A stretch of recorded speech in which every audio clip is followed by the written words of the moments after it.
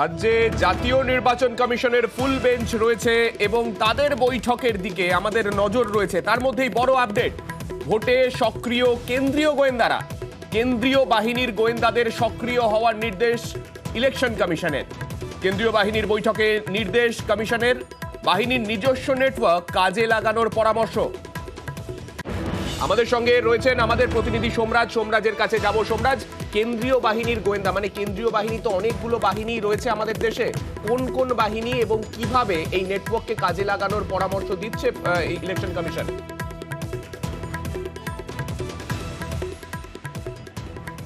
দেখো, সাধারণত কেন্দ্রীয় বাহিনীর অর্থাৎ যে আধা সেনা, সেই আধা সেনার তাদের নিজস্ব ইন্টেলিজেন্স বাহিনী থাকে, অর্থাৎ গোয়েন্দা বাহিনী থাকে। এবার সেই গোয়েন্দা বাহিনীকেই অ্যাক্টিভ করার অর্থাৎ সক্রিয় করার নির্দেশ দিল জাতীয় নির্বাচন কমিশনের ফুল বেঞ্চ। আজ সকাল 9:30টার পর থেকে বিভিন্ন কেন্দ্রীয় এজেন্সির সঙ্গে বৈঠক শুরু করেছে জাতীয় নির্বাচন কমিশনের ফুল বেঞ্চ, যেখানে আধা সেনার অর্থাৎ একাধিক কেন্দ্রীয় বাহিনীর উচ্চপদস্থ আধিকারিকরা তারা উপস্থিত ছিলেন। সূত্র মারফত খবর, সেই বৈঠকেই ফুল বেঞ্চের তরফে বলা হয় যে একাধিক রাজনৈতিক দল অভিযোগ করছে যে বিভিন্ন সময় আধা সেনাকে বসিয়ে রাখা হয়, থানার ভেতরে বসিয়ে রাখা হয়, এরকমও অভিযোগ উঠে আসছে। ফলত সেই জায়গায় দাঁড়িয়ে কেন্দ্রীয় বাহিনী মোতায়েন করা হচ্ছে বিভিন্ন এজেন্সির তরফে।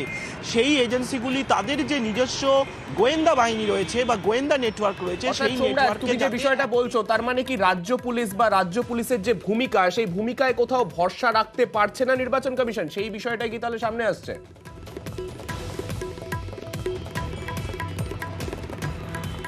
দেখো, অনেকটা অন্তত তেমনই বলছে প্রশাসনিক মহল বা রাজনৈতিক মহলের একাংশ। তার কারণ, গতকাল যখন একাধিক রাজনৈতিক দল নির্বাচন কমিশনের ফুল বেঞ্চের সঙ্গে বৈঠক করেছে, সেই ফুল বেঞ্চের সঙ্গে বৈঠক চলাকালীন বিজেপি, কংগ্রেস, সিপিআইএম বারবার এই আধা সেনার মোতায়েন এবং আধা সেনাকে বসিয়ে রাখা, এই দুটি অভিযোগ এনেছে। এবং শুধু তাই নয়, রাজ্য পুলিশের তরফে এই আধা সেনাকে সঠিকভাবে পরিচালনা করা হয় না, এই অভিযোগও আনা হয়েছে।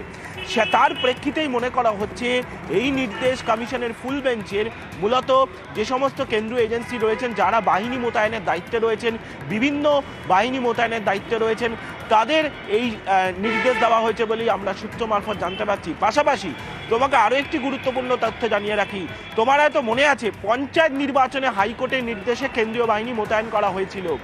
সেই কেন্দ্রীয় বাহিনী মোতায়েন কিভাবে হয়েছিল, কমিশনের ফুল বেঞ্চ তার অভিজ্ঞতা শুনল এবং যে অভিজ্ঞতার কথা নির্বাচন কমিশনের ফুল বেঞ্চকে আজ জানানো হয়েছে সূত্র মারফত খবর। তারপর কমিশনের ফুল বেঞ্চ বলেছে গোটা বিষয়টি তারা রাজ্য পুলিশের ডিজির থেকে জানবেন।